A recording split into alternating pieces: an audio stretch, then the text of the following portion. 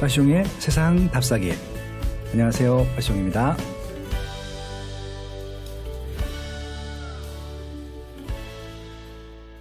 빠숑의 세상 답사기.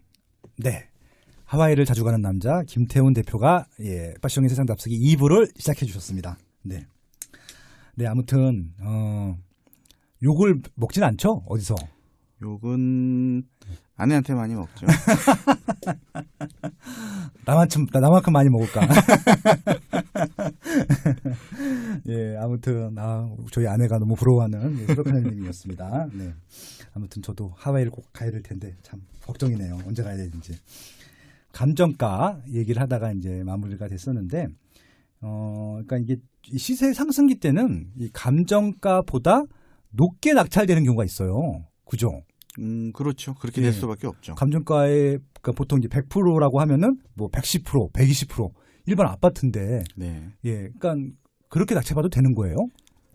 이제 경매, 뭐 부동산 아파트도 그렇겠지만은 경매도 이제 그 통계 자료들이 쭉 나와요. 네네. 근데 경매는 통계 자료를 가지고서 네네. 뭘 실질적으로 적용할 수 있을 효율성이 상당히 떨어져요. 그렇구나. 그 이유가 뭐냐면은 좀 전에 말씀하셨다시피 이 감정 평가된 금액을 기준으로 뭔가를 얘기를 하거든요. 그렇죠. 근데 사실은 아무런 의미가 없다라고 봐도 돼요. 그러네요. 왜냐면은 감정 평가를 하고 나서 보통 한 6개월에서 7개월 정도 후에 네네. 물론 더 짧아져봤자 뭐 한 달, 두 달이고 물론 길어지면은 뭐 이게 한 1년 이후가 될 수도 있는데요. 1년 이후가 될 수도 있어요. 예, 그렇게 그러면 텀이 엄청 크게 나는데. 그렇죠. 이제 감정 평가가 된 금액이 이미 6개월에서 1년 전에 그때 이제 시세다라고 보면 돼요. 그러면 그 경매 거기 거기 보면은 언제 감정 평가가 됐는지 날짜가 서 있죠. 그렇죠. 나와 있죠. 그거 가지고 이제 별도로 또 추가적으로 분석을 해야겠네요. 적정 그런데 가격인지를. 그 감정 평가 금액 자체도 그러니까 뭐 그게 정말 시세다라고 보기도 어렵거든요. 그렇죠. 그러니까 결국은 부동산 이런 가격 책정할 때는 현재 시세로 그렇죠. 지금 낙찰받는 현재 시점 시세로 한번 다시 분석을 해야 되는 거네요. 그러니까 예를 들어서 감정 평가를 할 때는 1억 원이었는데 뭐 6개월 후에 시장이 너무 좋아가지고 얘가 1억 5천이 됐죠. 근데 1억 5천짜리를 우리가 한 1억 3천만 원 정도의 낙찰을 2천만 원 싸게 받으면 되게 잘한 거잖아요. 그렇죠. 그런데 이 통계를 내면은 감정평가 금액보다 막 130%로 낙찰이 된 거죠. 그러니까 이제 2017년도 하반기 때부터 2018년도 거의 한 여름까지는요. 강남구 같은 경우는 34평이 5억에서 10억이 올랐어요. 그렇죠. 그런 경우는 진짜 낙찰가율에 거의 뭐 150%, 160% 그렇게 될 수 돼도 있죠. 저 산 거예요. 그러면 시세에 대비하면. 맞아요. 그런 경우가 있겠네요. 네. 그러면 대출 많이 나오겠네. 그렇게도 하겠네요. 대단히 잘 나오겠죠. 감정평가보다는. 네. 그러면 결국은 이제 이게 좀 이제 테크닉이고 좀 이게 실력이 필요하겠지만 이제 그러니까 낙찰가를 일단 써야 되잖아요. 네. 그러니까 이게 좀 단기간에 할 수 있는 부분들은 아니지만 김태훈 대표님만이 할 수 있는 그런 간단한 뭐 책정 좀 노하우 일반인들한테 말씀 주실 수 있는 그런 게 있나요? 그러니까 이제 예를 들어서 손해는 보진 않아야 되잖아요. 그러니까 이 정도 금액이 넘으면은 내게 아니라고 생각한다든지 무조건 이 정도 이상은 써야 된다든지 그런 것들만 대략적인 기준만. 기준 이게 좀 복잡할 수가 있는 게 그렇죠. 물론 이제 많이 싸게 사면 좋겠지만은 그렇죠. 그건 뭐 너무 다른 사람들이 다 기대하는 거라서 그러니까 다른 사람들이 다 기대하면 안 되지. 초보분들이 가장 많이 그러니까 실수라기보다 가장 많이 그 하시는 유형이 거의 그 최저가 언저리에서만 입찰 가격을 쓰신다라는 거예요. 그러니까 그렇죠. 현실적이지 않다라는 거죠. 그렇죠. 100점 100패죠. 나름대로의 노하우라고 한다면은 계속 이제 어느 정도의 시세가 얼마인데 그 시세 대비 어느 정도의 어느 지역이 낙찰되고 있다 현재 그런 것들을 꾸준하게 이제 모니터링을 하는 게 중요할 것 같아요. 중요한 팁을 말씀해 주셨네요. 일단은 그 전에 낙찰되는 금액들을 꾸준히 트래킹을 해라. 꾸준히 관찰을 하고 기록을 해라. 그런 것도 있네요. 그래서 어느 지역은 시세보다 좀 많이 싸게 낙찰이 되는 빈도가 높은 지역이 있고 또 어느 지역은 시세랑 별 차이 안 나게 계속해서 낙찰이 되는 지역도 있어요. 근데 뭐 아시다시피 간단해요. 우리가 관심이 많은 일반인들이 관심이 많은 지역은 네네. 그렇게 많이 싸게 못 사요. 네네. 경매로. 네네. 근데 반면에 예. 이제 좀 관심을 많이 안 갖는 지역들은 네. 조금 더 시세보다 싸게 살 수가 있겠죠. 아, 그러면은 이게 또 뭐 투자는 조금 또 투자 여부, 그러니까 이제 미래 가치가 있는지 여부를 따져봐야겠지만, 만약에 그 입지, 그 지역, 그 아파트를 잘 아는데 네. 지금 말씀하신 것처럼 남들은 별로 관심이 없어. 근데 난 거기 들어가 살아도 좋겠어. 네. 이런 분들한테는 굉장히 좋은 적정가, 좀 낮게 받을 수 있는 그런 계기가 될 수 있겠네요. 그렇죠. 그리고 야, 다른 데는 다 올랐는데 네. 야, 우리 동네만 안 올랐어. 네네. 라는 지역. 그렇죠. 근데 분명히 뭐 입지나 뭐나 다른 여건들이 괜찮은데 네. 부동산이 막 상승을 할 때는 이제 그런 경우 시차가 이제 생길 수도 있잖아요. 그렇죠. 그런 동네에서 내가 살고 있는데 네네. 뭐 경매를 통해서 네네. 뭐 진행되는 게 있다. 네네. 그러면은 아직 사람들의 관심이 집중이 안 된 지역이니까 그렇죠. 시세보다 아직 오르지도 않은 네네. 그 시세를 기준으로 그거보다 더 싸게 낙찰을 받을 수도 있죠. 그러니까 저도 지금 경험이 있는 게, 그러니까 이제 제가 살고 있는 단지가 있어서 전에 네. 한 10년 가까이 살다가 이제 지금 서울로 이사 왔는데 그 경기가 되게 안 좋았을 때가 있었어요. 네. 그래서 이제 안 좋아져도 가격이 빠지는데 이제 이게 너무 많이 빠진다고 느껴지는 데가 있었잖아요. 그렇죠. 근데 그 가격대로 감정평가가 나왔는데 네. 더 빠진 거예요. 그러면 더 빠질 수가 없는 거잖아요. 그래서 이제 그 단지에 사는 세입으로 사는 이제 지인이 있었어요. 네. 전세를 살고 있는 사람이 경매도 모르고 부동산도 몰라요. 그래서 이제 낙찰을 받게 해준 거예요, 제가. 예. 그래서 근데 또 제가 산 가격보다 무려 5천을 싸게 받은 거예요, 그분은. 제가 산 가격보다. 네. 제가 거기 실거주 입주하고 있었으니까. 네. 그래서 근데 그분은 낙찰 받고 좋긴 한데 불안해 하는 거예요. 더 빠질까봐. 근데 시세보다 낮게 낙찰 받은 거잖아요. 네네. 근데 지금은 이제 제가 산 가격보다 더 올라갔으니까. 네. 저는 이제 조금 올랐는데 그분은 진짜 많이 오른 거잖아요. 그렇죠. 예. 그래서 그런 케이스도 있었네요, 보니까. 이게 제가 그 지역을 잘 알고 있었고 네. 부동산 불경기였기 때문에 시세도 거의 좀 낮아져 있었고 네. 이렇기 때문에 아마 알 수 있었던 계기네요. 이거 되게 중요한 팁인 것 같아요. 그쵸? 맞아요. 그래서 저는 오히려 이 대한민국이 생각보다 좀 넓잖아요. 그러니까 예. 이제 부동산에 대한 온도 차이들이 막 예. 제각각 막 이렇게 막 나잖아요. 네네. 그럼 저는 오히려 그러니까 좀 분위기가 안 좋은 동네들 있잖아요. 그렇죠. 그런 지역들. 대신 이제 그 물론 끝이 언젠지는 그건 아무도 모르는데 네네. 제법 많이 막 하락을 지금 해 있는 지역들. 네네. 그런 지역들이 오히려 경매로 취득하기. 왜냐하면 그냥 샀는데 막 떨어지면은 네. 또 불편하잖아요, 되게. 그렇죠, 그렇죠. 그런데 살 때부터 예를 들어 몇 천만 원 싸게 샀으면은 더 떨어져도 네. 일단 손해 안 보는 선까지 심리를 유지를 하다가 그렇죠. 분명히 다시 반등을 할 거니까 네네. 그런 쪽으로 활용을 하는 것도 상당히 좋은 방법이다라고 생각을 해요. 그렇죠. 그러니까 본인이 잘 아는 입지들은 더 그렇죠. 자신 있게 들어가도 될 것 같아요. 그러니까 왜냐하면은 거기 시세라는 걸 알잖아요. 매매가도 알고 네. 특히 전세 시세를 알잖아요. 맞아요. 전세 시세가 떠받치고 있으니까 그거 이해로 내려갈 수는 절대 없거든요. 그렇죠. 그런 것만 알아도 오히려 그렇게 좀 남들 관심 맞을 때 들어가면 되게 좋겠다는 생각을 들어보네요. 네. 알겠습니다. 야, 그나저나 네. 뭐 경매 네. 조언도 해주시고 참 정말 다방면으로 예. 대단하신 것 같습니다. 그래서 빠숑의 세상답시가 인기 있는 거 아니겠습니까? 네. 결국은 부동산 공부를 해야지 이런 낙찰가나 그 적정 가격 측정도 좀 좋다라고 하는 것들이고요. 네. 그래서 이제 이런 것들을 좀 본격적으로 해보고 싶으신 분들 같은 경우는 경매 사이트를 이용하시잖아요. 유료 그렇죠. 사이트. 네. 주로 어떤 거 이용하세요? 저는 이제 굿옥션이라고. 굿옥션. 그러니까 보통 그 메이저급의 두 개 그 사이트가 있어요. 지지랑 굿옥션. 굿옥션, 지지옥션. 네네. 대단히 비싸요. 어느 정도 하네요?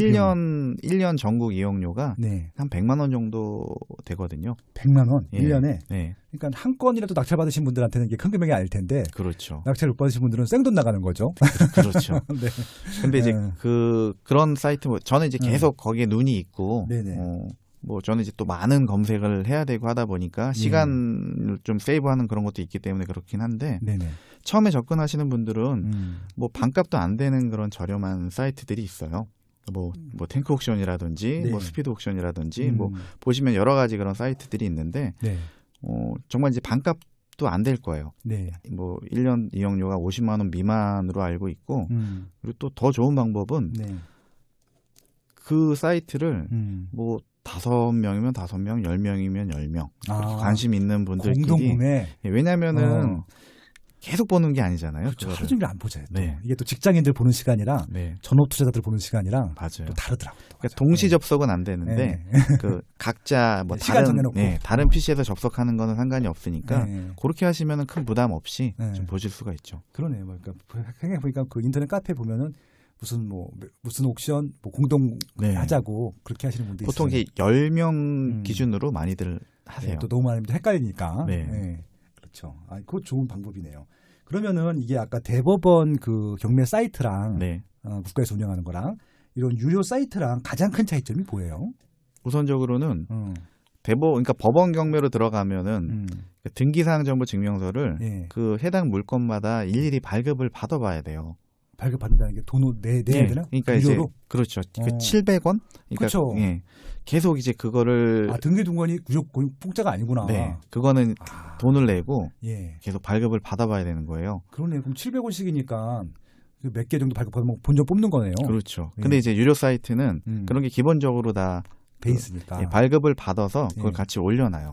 야, 근데 또 제가 늘 신기했던 게 진짜 엄청 나오잖아요. 몇천 개, 몇만 개가 있는데 그렇죠. 그 유료 사이트는 그 일일이 다 자기가 발급 받는 거예요? 그렇죠. 야, 그럼 직원이 수만 명이에요, 거기? 그 많아요. 그 원 소스를 그 메이저급에서 이제 가지고 와서 운영을 하는데도 제법 많이 있을 거예요. 근데 어쨌건 간에 소비자 입장에서는 그냥 다 볼 수 있으면 되는 거니까. 그러니까 가장 큰 차이점이 이제 그거다라고 보시면 되고. 등기부 등본을 공짜로 볼 수 있다. 그리고 그 등기부 등본 내용을 정리를 해놔요. 이 순서대로. 그렇죠. 유료 일반인들이 사이트는. 등기부 등본을 잘 못 보는 경우가 있어. 맞아요. 이게 진짜 이게 내가 중요하게 생각하는 그 권리 위의 건지 후의 건지 우선 순위를 잘 못 나눌 때가 있어요. 그래서 보통 이제 경매를 뭐 좀 참여를 하겠다라고 하면은 유료 사이트는 어쩔 수 없는 선택일 것 같아요. 그러니까 이게 딱 100만 원 하면은 되게 비싼 돈이잖아요. 그렇죠. 학원비로도 굉장히 비싼 그럼요. 학원비죠. 근데 이제 이것도 1년 동안 쓰는데 진짜 부동산 공부를 한다라는 차원으로 또 좋을 것 같고 낙찰 하나라도 받게 되면요. 100만 원은 되게 좀 어떻게 보면 작은 금액이죠. 그러니까 이제 굳이 이제 메이저급으로 보실 필요는 없고요. 네네. 뭐 그냥 다른 한 40만 원 정도 하는 사이트들이 있을 거예요. 지금 제가 말씀드린 그렇죠. 그런데 그러면 이제 그런 사이트를 한 10명에서 이제 공동구매 1년 동안 그러면 한 4만 원, 4, 5만 원 정도면은 그렇죠. 그래도 1년 동안 이렇게 좀 볼 수 있으니까 그렇게 경험을 하시는 것도 되게 괜찮고요.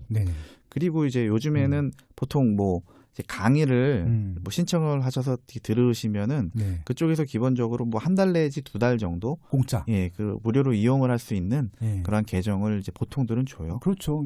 그냥 그 강의를 듣지 않다 하더라도 그 아마 홈페이지 가입하시면은 한 뭐 며칠 3일, 5일, 일주일은 그냥 무료로 한번 이용하게 하는 걸로 알고 있고. 맞아요. 그리고 법원을 경매 법원을 가셔도요. 거기서 이렇게 막 나눠줘요. 맞아요. 그럼 이제 그걸 가지고도 뭐 짧게는 하루 또는 이제 뭐 며칠 정도 이렇게 좀 이용을 할 수 있게끔. 그리고 뭐 어떤 책들 보니까 책에도 끼워주기도 하고 책에도 나와 있죠. 경매 관련된 책이다라면. 생각해 보니까 제 첫 책이 수도권 날짜 부동산 답사기인데 거기도 구독션 30일 무료 이용권 있었는데 생각해 보니까 그때까지만 해도 경매가 뭐 정말 대세였기 때문에 경매책도 아닌데 경매 쿠폰을 꽂아줬었네요. 생각이 나네. 그때 제 첫 강의 주최해 주셨잖아요. 기억이 나네. 그랬네요. 일단은 뭐 아파트에 대한 얘기들, 경매 사이트에 대한 얘기들을 말씀을 드렸고요. 그래서 아마 권리 분석이 조금 어렵거나 서투신 분들은 이런 유료 경매 사이트의 도움을 받으시는 것도 나쁘지 않다라고 하는 것들이고요. 그리고 이제 조금 더 관심이 생기신 분들은 한번 이제 실제 경험담도 있고 좀 이렇게 글로 읽는 거나 이게 눈으로 보는 것보다는 실제 듣는 것고 가르침을 받는 것도 좋을 것 같아서 책도 좀 사보시고 그리고 이제 강의를 좀 들어보는 거 추천드려요. 저는 이제 처음부터 강의를 들었었으니까 제가 2005년도 6년도 그때도 강의 한참 듣고 다녔었는데 그게 진짜 단기간에 실력 늘리는데 가장 큰 도움이 되더라고요. 그렇죠? 그리고 또 저랑 비슷한 사람들이 있어가지고 스터디해서 같이 공부도 하고 현장 조사 다닐 수도 있고 이런 부분이 있어서 더 시너지가 날 수 있으니까 그렇게 활용해 보셔도 좋을 것 같습니다. 일단은 많은 분들이 가장 아파트를 많이 검색을 하시는데 이제 좀 이게 아파트 같은 경우는 지금 말씀드렸다시피 일반인들이 다 알아. 시세도 다 노출이 돼 있고. 그렇죠. 그래서 이게 좀 저렴하게 낙찰받기가 너무 어려워요. 시장에서 이제 정말 뭐 거의 시세대로 낙찰받는 경우가 대부분인 것 같고, 예. 근데 이제 만약에 입찰을 한다라고 했을 때 이제 경매로 입찰을 했을 경우에 시세보다 한 어느 정도는 싸게 받아야지 그래도 잘 받았다고 할 수 있는 건가요? 그런 기준이 있나요? 일단은요. 네. 많은 분들이 관심을 가지고 네. 참여할 수 있는 조건이면은 네. 많이 싸게 못 받겠죠. 그렇죠. 그러니까 예를 들어서 우리가 보통 제일 좋아하는 네. 뭐 평형으로 따진다면은 뭐 24평, 34평 그렇죠. 사겠죠. 뭐 한 네. 20평대 아파트. 근데 많이 안 비싼 네. 그냥 수도권에 네. 뭐 한 2억에서 3억 정도 네. 되는 네네. 가격이 네. 거기다가 나름 역세권이고 네. 그리고 아파트 뭐 브랜드도 있고 네. 뭐 이제 그런 데들은 사실 뭐 시세가 한 3억이다. 네. 그러면은 한 1,500만 원 정도만 싸게 받아도 네네. 저는 괜찮다라고 보거든요. 물론 예. 말하는 이제 명도 비용이라든지 예. 이런 것도 감안해도 그 정도면은 조금 그래도 이익은 된다. 예, 근데 명도 비용이 들어갈 수도 있고 안 들어갈 수도 있어요. 명도 비용이 꼭 그렇죠, 뭐 그렇죠. 이사비 뭐 보통 이게 무조건 줘야 되는 건 아니기 때문에 네. 그런데 대신 우리가 경매로 낙찰을 받으면은 또 세이브되는 돈도 있거든요. 네네. 왜냐하면 중개보수가 안 나가잖아요. 예.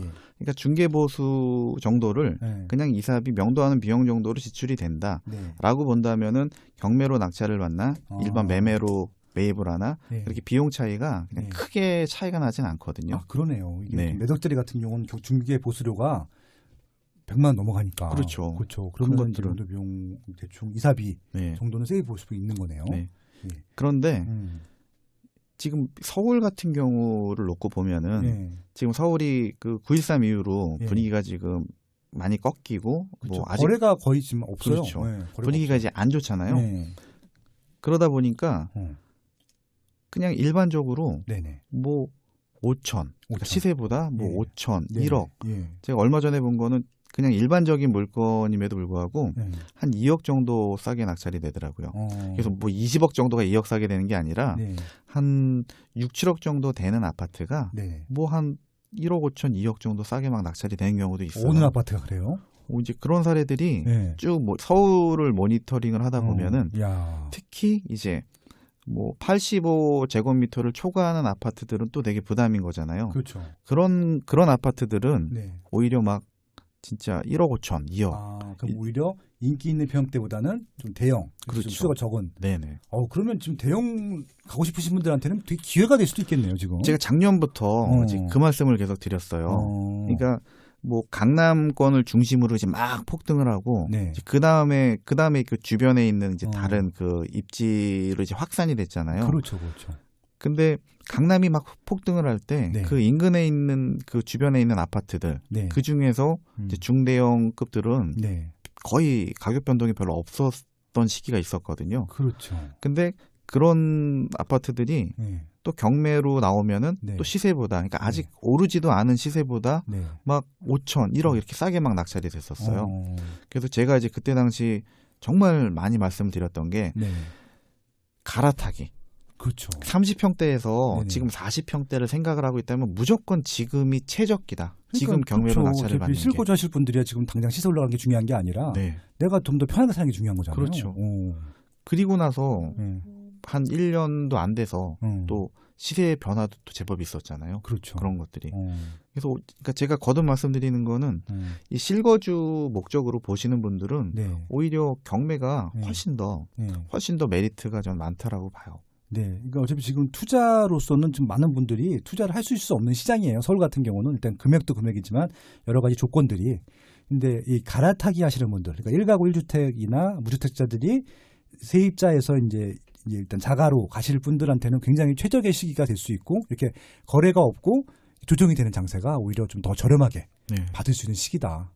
되게 좀 좋은 말씀해 주셨던 것 같습니다. 아파트는 그렇게 좀 활용해 주시면 좋을 것 같고 그래서 핵심적이 아니고 바로 옆 입지라든지 그다음에 핵심 평형대가 아니라 조금 다른 평형대, 큰 평형대 이렇게 좀 관심 가지면 좀 좋을 것 같다 이런 말씀을 해주시고 계십니다. 대한민국 대표 팟캐스트 플랫폼 팟빵에서 가장 자신 있게 추천하는 특강 대한민국 부동산 투자의 정석을 소개합니다.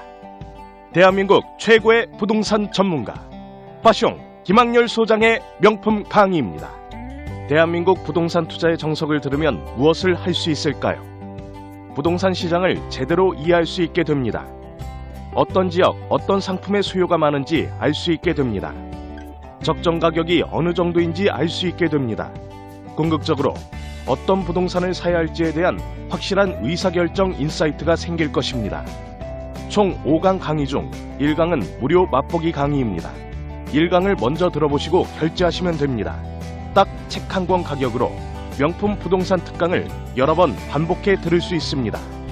빠숑의 대한민국 부동산 투자의 정석, 여러분의 부동산 지식을 2단계 올려드릴 참 좋은 강의입니다.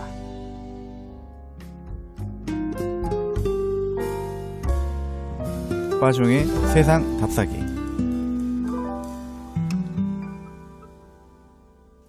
빌라도 낙찰 받으세요 혹시? 빌라는 보통 이제 초보분들이 그러니까 빌라를 그 초보의 무덤이라고 해요. 경매에 있어서는. 네네. 왜냐면은 이 부동산 공부가 먼저 제일 중요하다라고 봐요. 경매는 부동산을 싸게 사는 거니까. 그렇죠. 일단 부동산이 더 중요한 거죠. 네. 그렇죠. 그런데 이제 경매를 공부를 하시는 분들이 네네. 잘못하시는 게 뭐냐면은 네네. 그냥 경매 먼저 공부를 하세요. 그렇죠. 그냥 경매. 네네. 야, 이거 싸게 사고 돈 좀 되더라. 예. 라는. 근데 빌라라는 게 시세 파악, 그러니까 부동산 자체를 아는 게 어렵거든요. 그렇죠. 일단 시세 파악부터가 아파트는 그냥 클릭만 좀 하면 알 수가 있는데 네. 빌라는 좀 다각적으로 여러 가지 각도에서 정말 이 적절한 시세를 파악을 해야 되거든요. 네. 그러다 보니까 그게 장점이자 단점이 되는 거죠. 그러네요. 예. 그래서 어떤 분들은 그러니까 시세 파악을 잘 못해서 네. 경매라는 거는 시세보다 싸게 사는 게 목적인 건데 그렇죠. 오히려 시세랑 비슷하거나 더 높게 낙찰을 받는 분들도 계시고요. 네, 맞죠. 그리고 이제 좋은 면으로 본다면은 네. 그래서 시세 파악이 어려우니까 네. 빌라 같은 경우는 아파트에 비해서 네. 참여하는 사람들의 숫자가 적어요. 경쟁률이 낮다. 그렇죠. 예. 그러다 보니까 오히려 시세보다 좀 많이 싸게 살 수 있는 경우들도 네. 종종 있죠. 야, 이거 굉장히 중요한 말씀을 해주셨는데 일단은 뭐 경매든 일반 매매든 시세 파악이 제일 중요하다고 말씀하셨고요. 그렇죠. 이것이 적정 시세인지 비싼지 싼지에 대한 기준이 있어야지 경매로 낙찰을 받던 일반 매매로 하던 살 거 아닌데 지금 아파트 같은 경우는 가격이 다 노출되어 있기 때문에 시세보다 싸게 사는 게 어려운데 이제 그게 이제 장점이자 단점이죠. 근데 그렇죠. 이제 빌라 같은 경우는 시세를 잘 모르기 때문에 이 시세를 정확히 잘 알고 있는 분들한테는 굉장히 큰 장점일 것 같고, 그렇죠. 예, 시세를 잘 모르시는 분들한테는 단점이 될 수 있을 것 같고, 그럼요.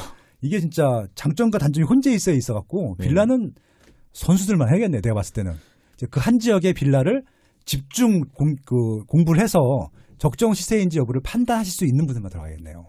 그렇죠. 그러네요. 그런 분들한테는 예. 좀 기회가 많이 생길 수가 있고요. 예, 그리고 또 다른 장점이다라고 한다면은 이제 지역도 오르는 순서가 있듯이 네네. 이 부동산의 종류도 좀 순서가 있잖아요. 그렇죠. 제일 먼저 아파트가 오르면은 네. 아파트랑 빌라랑 동시에 오르는 게 아니라 아파트가 먼저 오르면은 네. 그 다음에 이제 빌라가 좀 따라가는 성향이 있거든요. 이것도 이제 어떻게 보면 이제 대장주가 있고 그렇죠. 상품으로도 네네. 강남이 오르면 옆에 지역이 따라가는 것처럼 네. 아파트가 오르면 이제 빌라 사이가 따라간다. 네. 네네. 그러니까 서울이 오른 거는 이제 다 확인이 된 거니까 네. 그 서울 중에서 서울 중에서 이제 좀 빌라가 네. 좀 움직임이 별로 없었던 또는 뭐 없었던 지역은 쉽진 않을 것 같고 네. 좀 변동폭이 적었던 그런 지역을 네. 공략을 한다면은 그러니까 살 때 시세보다 싸게 사고 네. 그 이후에 추가적으로 상승할 가능성도 네. 또 있고 하니까 그런 면으로 공략을 해도 괜찮을 것 같아요. 네. 일단은 결국 시세 파악이네요. 제일 중요한 게 네, 진짜 그러네요. 처음부터 끝까지 네. 제가 거듭 강조 드리는 거는 그러니까 그냥 부동산을 싸게 사는 거기 때문에 네. 그 부동산을 알아야 되는 게 제일 중요하다라고 그러니까 이게 봐요. 싼지 만지의 기준이 있어야 될 거 아니에요. 그렇죠. 그러니까 일단 경매를 하던 일반 매매는 일단 시세 파악을 알아야 될 텐데 이거는 단기간 시세 봐서는 안 될 것 같고 꾸준히 봐야겠네요. 그렇죠. 네, 꾸준히 봐야겠네. 그러니까 이게 너무 많은 입지를 하면 안 되겠네요. 그래서 뭐 뇌에 마정님 들어왔어도. 같은 분들이 네. 경매를 하시면 이제 난리가 나는 거죠. 그럴까봐 제가 안 합니다.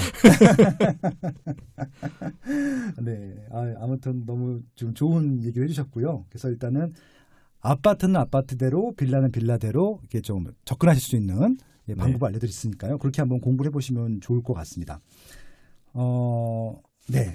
그리고 이제 아까 이제 권리 분석 네. 기본적으로 체크해야 될 거 가압류랑 이제 근저당 네. 말씀해 주셨는데 일단은 이제 그 정도만 구분할 수 있으면은 아주 특수 물건이라든지 해결해야 될 것들 빼고는 다 일단 이해를 하고 처리할 수 있는 것들인 거죠. 네, 그러니까 그 순서대로 말씀을 드리자면은요. 예, 예.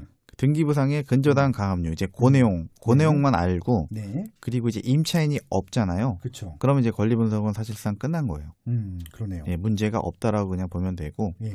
근데 임차인이 만약에 있게 되면은 뭐 아까 좀 어려운 얘기지만 이제 대항력이라는 네. 이제 그런 여부를 네. 이제 따져보는 공부를 조금 더 할 필요는 있는 거죠. 그렇죠. 네.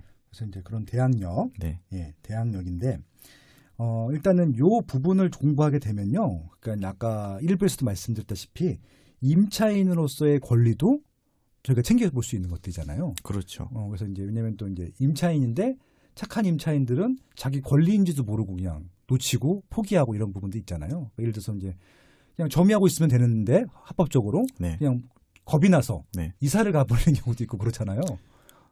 정말 가끔씩 예. 그런 사례가 발생이 되기도 하죠. 예, 그러니까 대항력이 그러니까 있는데 예. 이사를 안 나가도 되는데 네네. 그냥 나가시는. 그런 경우는 어떻게 해야 돼요? 음, 근데 이사를 또 가야 되는 경우도 있잖아. 그럴 때는 예. 이제 표시를 해놔야죠. 어떻게 표시를 해드리면 됩니까? 이게 등기부에 표시를 해놔야죠. 나는 여기에 임차인입니다라고. 아, 그게 표시가 돼요? 그게 뭐예요? 그거를 네. 이제 법률적인 용어로는요. 근데 이제 뭐 우리가 전세권은 다 알고 있잖아요. 그렇죠, 그렇죠. 그게 등기부에 이렇게 전세권이라고 기재가 되잖아요. 네네.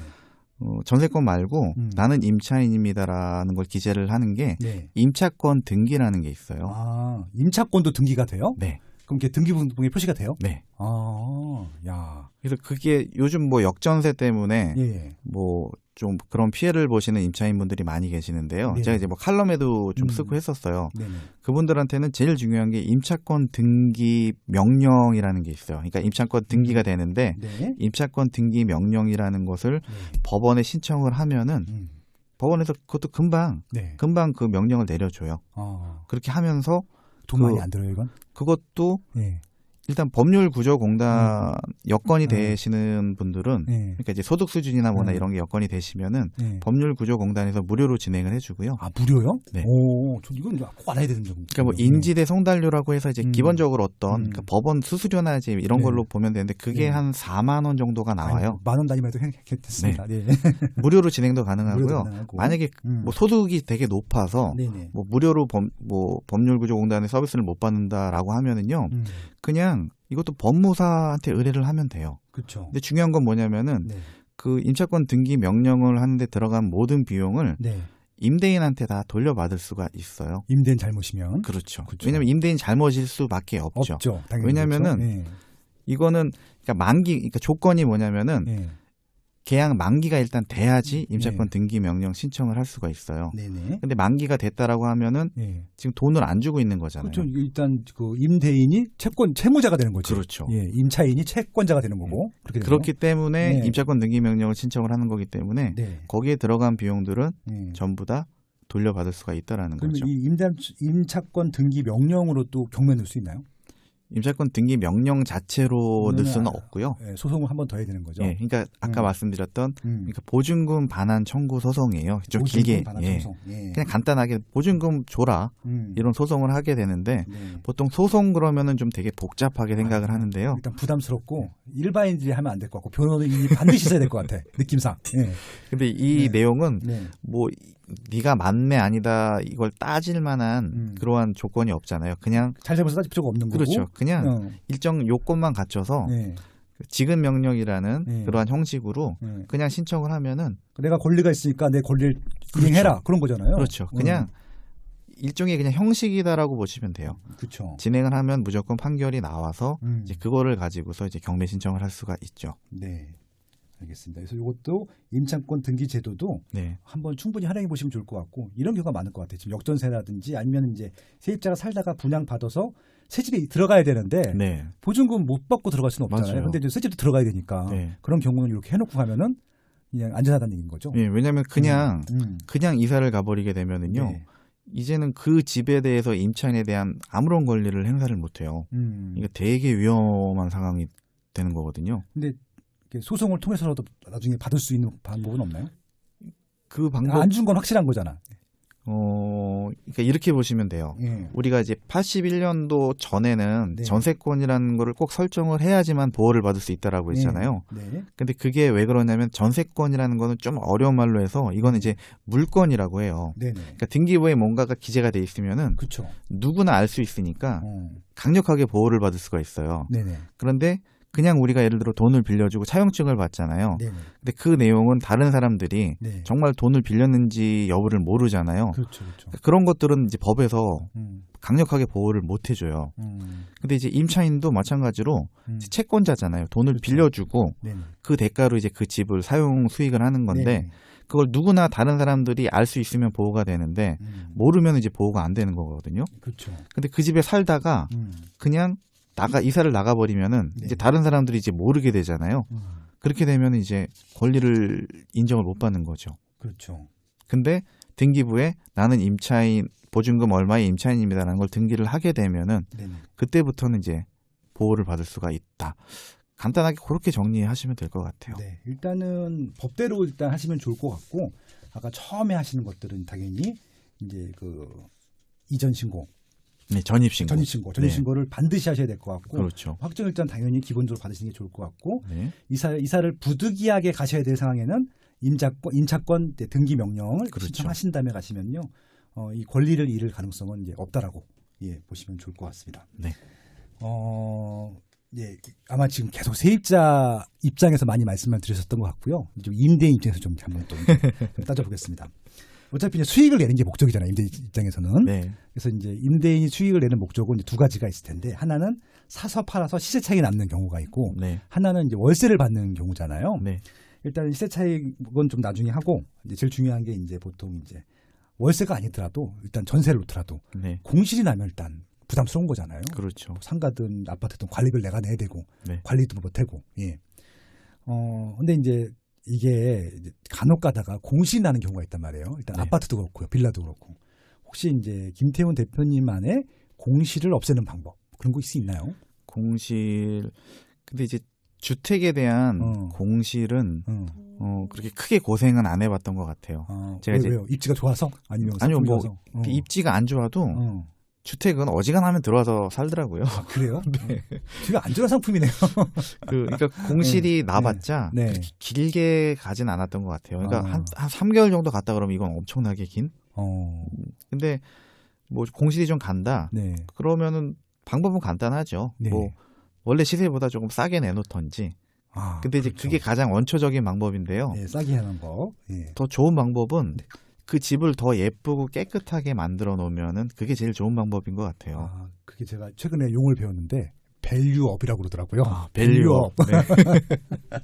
밸류업을 하면은 아무래도 사람들이 또 관심을 갖게 될 것이다. 특히 전세라면은 나중에 이제 돌려받는다라는 인상이 강하기 때문에 그리고 이제 대출도 잘 나오잖아요. 전세 같은 경우는 그러다 보니까 뭐 1,000만 원, 2,000만 원이 더 비싸도 정말 깔끔하게 뭐 인테리어, 그러니까 밸류업이 돼 있는 이제 그러한 집들을 선호를 하시겠죠. 그러니까 이제 이게 좀 제 용어로 이제 질적인 시장에서의 현상들이라고 얘기를 하는데 임차인 분들도요. 새 아파트 사실 분들은 새 아파트로만 다니죠. 맞아요. 그러니까 이게 인테리어 안 되고 특히 그러니까 구축들 같은 경우는 방법이 없더라고요. 인테리어를 잘해줘야 돼. 맞아요. 그러니까 화장실은 또 옛날 화장실 싫어하고. 그럼요. 싱크대도 아일랜드 하나 있어야 되고. 바닥고 문턱 있잖아요. 문턱. 옛날에 문턱 다 있었잖아. 그거 다 없애줘야 되고. 다 없애야죠. 로봇 청소기가 못 넘어가잖아. 요즘 로봇 청소기랑 건조기랑 뭐 그 필수라며요. 식기세척기랑 뭐 아무튼 그래서 이런 밸류업 하게 되면은 보통 세입자들이 좋아한다. 돈을 더 주고서라도 들어온다. 그렇죠. 알겠습니다. 일단은 뭐 노력을 해야죠. 가만히 있다고 비워지지는 않는 것들이기 때문에. 그럼요. 예전에는 뭐 그래서 그 중개업소들을 뭐 한 군데가 아니라 100군데를 뿌린다 뭐 이런 것도 있었는데 그런 것들보다는 오히려 그냥 실질적으로 사람들이 많이 좋아할 만한 거 싸든가 좋던가 그렇게 근데 싼 거보다 인테리어가 잘 돼 있는 집이 더 수월한 것 같아요. 그러니까 이게 트렌드가 바뀐 거예요. 그러니까 예전에는 비싼 거보다 그러니까 잘 된 거보다 싼 것들을 더 좋아했었는데 최근에는 무조건 좋은 걸 선택하더라고요. 맞아요. 집주인도 그렇고 세입자도 그렇고 그래서 자꾸 새 아파트가 더 인기가 많아지는 것 같아요. 점점 더 그런 것 같습니다. 그러면 이제 수익형 부동산은 그렇게 하면 좋을 것 같고요. 이제 마지막으로 이제 그 이제 수익 부분, 시세 차익 부분 부분을 좀 말씀드리고 싶은데 일단은 이게 매도를 하실 거 아니에요. 특히 이제 뭐 실거주 같은 경우에 이제 스스로 알아서 생활하시는 패턴대로 매도를 하시면 되는데 투자용으로 사셨던 것들은 보통 얼마나 구하세요? 대중 없는 것 같아요. 처음에 경매를 처음에 막 투자를 할 때는 그 가지고 있는 기간이 짧았던 것 같아요. 네네. 왜냐면 애시당초 싸게 샀으니까 나는 그냥 뭐 하물며 바로 팔아도 네네. 수익이 나면 그냥 파는 경우도 있었고 네. 그런데 좀 오랜 기간 동안 투자를 하다 보니까 결국은 좀 오래 가지고 있는 물건일수록 수익률이 많이 높아지더라고요. 원래 버핏이네요. 나는 금방 팔 물건은 투자하지 않는다. 예. 그것도 이제 계속 좀 경험을 하면서 이제 그런 것들이 좀 느껴지는 것 같아요. 그래서 요즘에는 보통 평균적으로 네. 한 4년 정도? 네네. 4년에서 6년 정도인 것 같아요. 그러니까 목표는 이제 2년을 봐요. 그쵸. 이제 매입을 하고 네. 이제 뭐 전세든 월세든 네. 임대를 주고 세팅을 해서 예. 2년 후에 이제 매도를 하는 걸로. 그러니까 어차피 저희가 경매로 샀기 때문에 싸게 샀기 때문에 네. 시세대로 팔아도 수익이 남으니까 네. 그런 거 말씀하시는 거잖아요. 네. 2년 세팅하면 이제 더 수익이 나기 때문에. 근데 최근에는 지금 뭐 4년, 6년 이상 갖고 가신다. 네. 그래도 수익이 높으니까. 좀 흐름을 좀 봐서 이제 좀 더 괜찮아질 것 같다라는 그런 판단이 서면은 네. 굳이 뭐 무리해서 안 파는 것 같아요. 그리고 또 이제 김현미 장관님이 취임하신 다음에 이제 임대사업 등록을 되게 막 이렇게 권유하셨잖아요. 그렇죠. 하시고 하셨나요? 어떻게 됐나요? 많이 했어요. 많이 하셨어요. 그래서 네. 팔고 싶어도 못 파는 물건들도 많죠. 일단 8년 중공도 하시고 단기도 하시고. 네, 단기 중공공 뭐 이제 골고루 했는데 네네. 뭐 오히려 그렇기 때문에 네네. 이게 또 집값에 또 영향을 미치지 않나 싶어요. 지금 매수 심리가 많이 꺾이긴 했는데 네.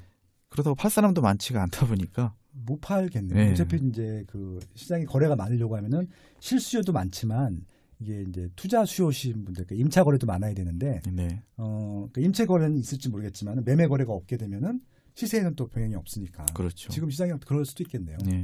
단기간에 묶임 현상일 수도 있겠네요, 결국은. 그러면. 그렇죠. 이제 임대사업 등록하실 분들은 등록하고, 네. 안 하실 분들은 안 하시고, 이제 그렇게 좀 양분이 되겠네요. 그러면. 네. 그렇게 하겠네요. 알겠습니다. 그리고 이제 주거만 놓고 봤을 때, 네.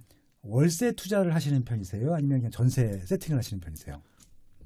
그러니까 지역에 따라 좀 다른 것 같아요. 예. 그러니까 수도권, 서울 같은 경우는 이제 네. 월세 수익으로 세팅이 예. 될 만한 지역이 지금 가격으로는 거의 없을 것 같고요. 그러니까 한 2년, 4년 전에 매입한 것들은 지금 월세 세팅을 하는 서울에 있는 아파트들도 있어요. 그때는 이제 수익률이 나왔었거든요.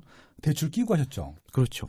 지금 대출이 또 안 나오잖아요. 그렇죠. 이제 지금 추가적으로는 이제 월세 세팅은 좀 힘들 것 같고요. 그러네요. 그러니까. 네. 예. 서울 같은 경우, 뭐 수도권도 이제 뭐 어차피 규제 지역이라면은 이제 그건 좀 힘들 것 같고, 네. 또 이제 지방으로 넘어가면 오히려 좀 월세 수익이 좀 나오는 그런 지역도 좀 있고.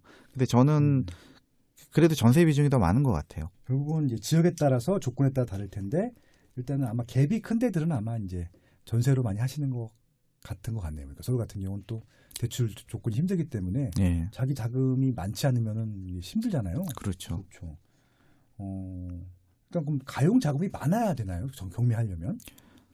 그러니까 오히려 그 가용 자금이 더 적게 들어가죠. 경매 같은 경우. 일반 투자보다. 네. 그러니까 단순하게 생각을 하자면은 그냥 싸게 산 만큼 갭이 줄어드는 거잖아요. 네네. 예를 들어서 뭐 어떤 지역에 뭐 갭이 뭐 3천만 원 정도 하는 아파트가 네네. 있다. 그러면 일반적으로 투자를 하려면 이제 3천만 원이 들어가는데 1,500만 원을 싸게 낙찰을 받았다. 그러면은 그냥 싸게 받은 만큼 갭이 이제 줄어드는 효과가 있거든요. 네. 이제 경매는 명쾌하네요. 일단 싸게 사는 게 제일 중요하기 때문에 네. 싸게 삼으로써 생기는 수익들은 다 그런 혜택이 되는 것들이네요. 그러니까 이제 그렇죠. 가용 자금도 더 주룩주룩 적게 드는 것들이고, 네. 그다음에 조금 더 안전하고 리스크가 낮은 것도, 또 수익성도 조금 더 높아질 수 있는 것들이고, 근데 낙찰을 싸게 받을 수 있으면 일단 고기까지가 공부가 되겠네요. 네. 그런데 이제 우리가 보통 경매 그럼 야 이거 뭐 거의 시세대로 낙찰이 되던데 네. 라고 보통 인식을 하고 계신 분들도 적지 않은 것 같아요. 최근에 특히 아파트 같은 경우 보면 낙찰가를 보면서 이제 그렇게 단순하게 생각을 하시죠. 네. 그런데 그러니까 이 컨설팅하는 업체들도 네. 뭐 상당수가 있거든요. 그게 어떤 거예요? 좀 말씀 좀 구체적인 사례를. 예. 그러니까 그냥 공인중개사처럼 그 경매 물건이 진행이 되고 있으면은 이제 일반인들은 경매를 잘 모르니까 그냥 그 경매 진행하는 그 컨설팅 업체한테 이제 의뢰를 하는 거죠. 네네. 이 물건을 낙찰을 받아달라. 그러니까 그냥 중개하는 거랑 비슷하다라고 보시면 돼요. 그게 저기 법적으로도 할 수 있는 거죠, 중개업자들이? 예, 법적으로는 이제 공인중개사 같은 경우 교육을 받으면, 별도의 교육을 받았다면은 똑같이 수술 받으면서, 그렇죠. 그거는 가능해요. 그런데 이제 문제는 뭐냐면은 낙찰을 받아야지만 수수료를 받을 수가 있잖아요. 그렇죠. 예, 그러다 보니까 좀 무리하게 좀 시세랑 별 차이 없이 입찰을 하는 경우들이 좀 적지 않아요. 일단 고가로 쓰면은 낙찰받기 쉽죠. 그렇죠. 낙찰받는 건 정말 쉽거든요. 쉽죠. 네. 가격을 싸게 받는 게 어려운 거지. 그렇죠. 고가 쓰면 다 받죠. 근데 이제 그런 지역들은 보통 이제 좀 인기가 많아. 우리가 보통 막 보는 지역들일 가능성이 높을 거잖아요. 그렇죠. 예. 그러다 보니까 이제 그런 것들 몇 건을 이제 낙찰받는 거를 보통 경험을 하시고 눈으로 보시고 야 이거 거의 경매는 메리트가 없다라고 이제 느끼시는 분들이 많이 계시는데요.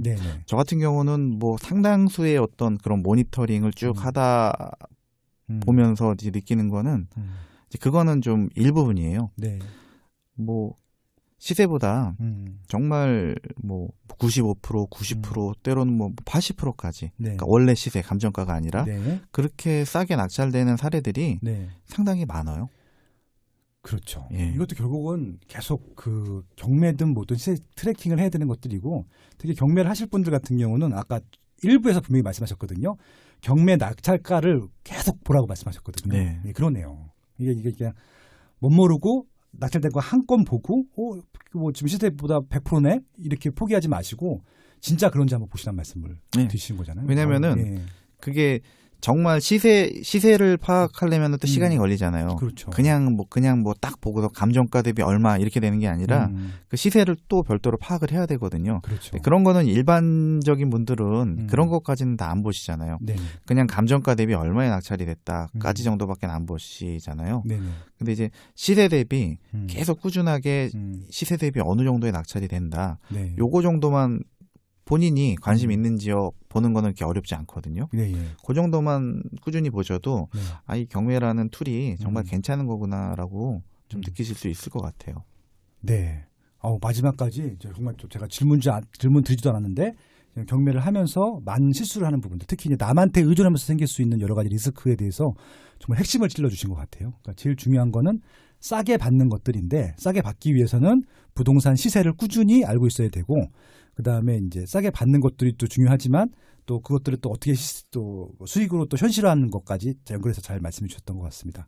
오늘 아마 경매 모르셨던 분들도요 확실히 하셨을 것 같아요. 그래서 진짜 경매 인구가 더 늘어나지 않을까 싶고요. 저는 그렇게 해서 실거주 많이 하셨으면 좋겠어요. 뭐 투자하실 분들은 투자하시면 될 것 같고요. 투자는 실거주보다는 좀 더 공부를 더 하셔야 돼요. 시세 차익 같은 경우. 왜냐하면 이건 진짜 실질적으로 이익까지 고려를 하셔야 되기 때문에 그렇고요. 뭐 실거주 하실 분들도 되게 좋은 전략인 것 같고 특히 자기가 실제 거주하고 있는 지역들이나 살고 싶은 지역들은요. 몇 개 찍어놓으시고 공부 꾸준히 하시면 되게 좋을 것 같아요. 맞아요. 그리고 모르시는 분들은 이제 새벽하느님 블로그 운영하고 있거든요. 질문하시면 아마 친절하게 가르쳐주지 않을까. 가르쳐주실 거죠? 그럼요. 네, 책도 좀 읽어보시면 좋을 것 같습니다. 오늘 나와주셔서 감사하고요. 마지막으로 좀 하실 말씀 있으면 하고 좀 마무리하죠. 네. 그냥 경매 그러면은 뭔가 특별하다라고 이제 생각들을 하시는데요. 정말 간단한 것 같아요. 어찌 보면은 우리가 아파트를 하나 사기 위해서 그 아파트에 대해서 정말 많은 공부를 해야 되잖아요. 경매도 마찬가지로 똑같이 그렇게 공부를 하고 단지 사는 수단만 경매라는 툴을 통해서 싸게 산다. 그냥 이렇게 생각하시면 될 것 같아요. 그리고 추가적으로 이제 임차인, 임대인 뭐 이런 부동산 좀 복잡할 수 있는 그 법에 대한 문제도 좀 정리해가면서 좀 공부가 될 수 있는 그런 분야다라고 좀 경매에 대한 이미지를 정리를 해주시면 좋을 것 같습니다. 네.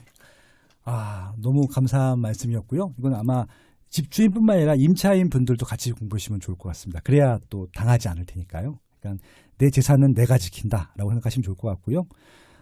부모님도 저희를 지켜주시기 어려울 수 있고요. 뭐 다른 분들, 특히 내가 아닌 주변 분들, 뭐 나라에서도 저희 집을 만들어주는 건 아니잖아요. 그러니까 내 집은 내가 만든다라는 차원으로 공부를 해보시면 좋을 것 같습니다. 오늘은 여기까지 하고요. 오늘 나와주셔서 너무 감사합니다. 너무 유쾌하고 즐거웠습니다. 감사합니다. 다음에 또 한번 모실게요. 네. 그럼 또 다음에 또 다른 분 모시고 또 만나 뵙도록 하겠습니다. 예, 고맙습니다.